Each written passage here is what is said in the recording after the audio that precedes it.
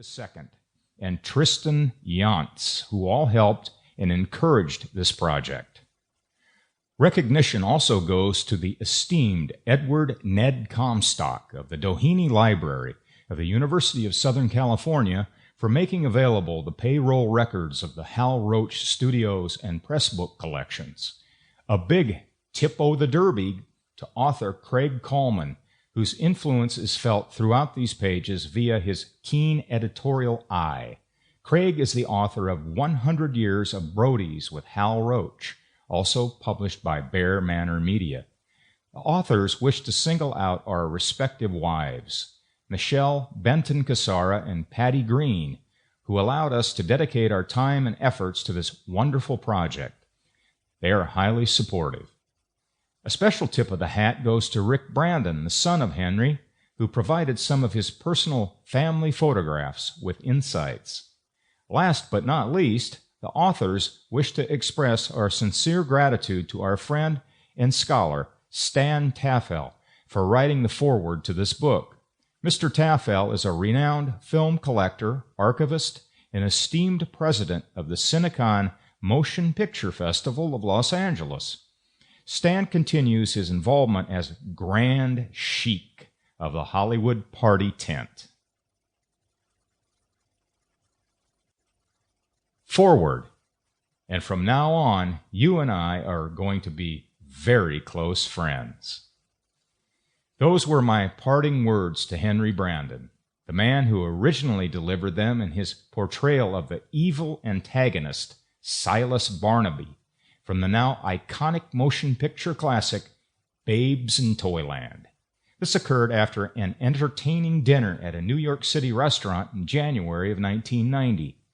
My interpretation of this short piece of dialogue poked innocent fun of the moment in the Hal Roach-produced film just after charges against Stan Laurel and Oliver Hardy have been dropped, and Barnaby offers an olive branch to the would-be wrongdoers.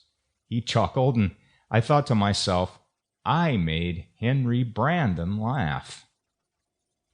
By the time of our get-together, I had long been schooled in his extraordinary decades-long career that, in addition to motion pictures, encompassed theater, radio, and television.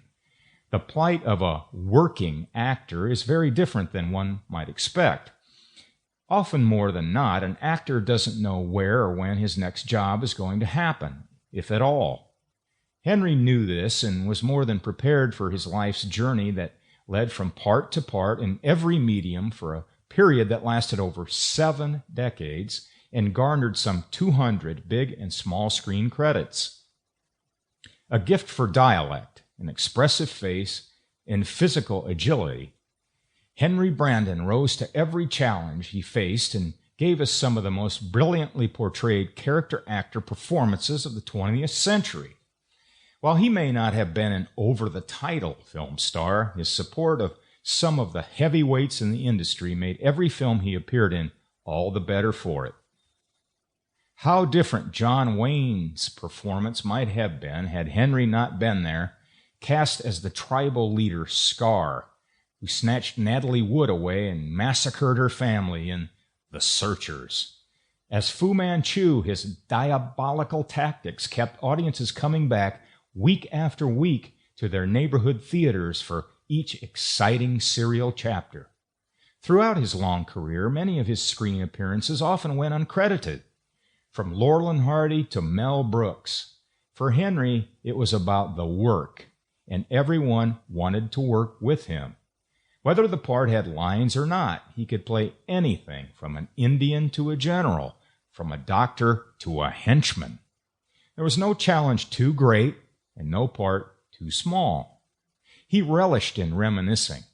At the dinner we attended, he spoke about the people he worked with and the parts he enjoyed most.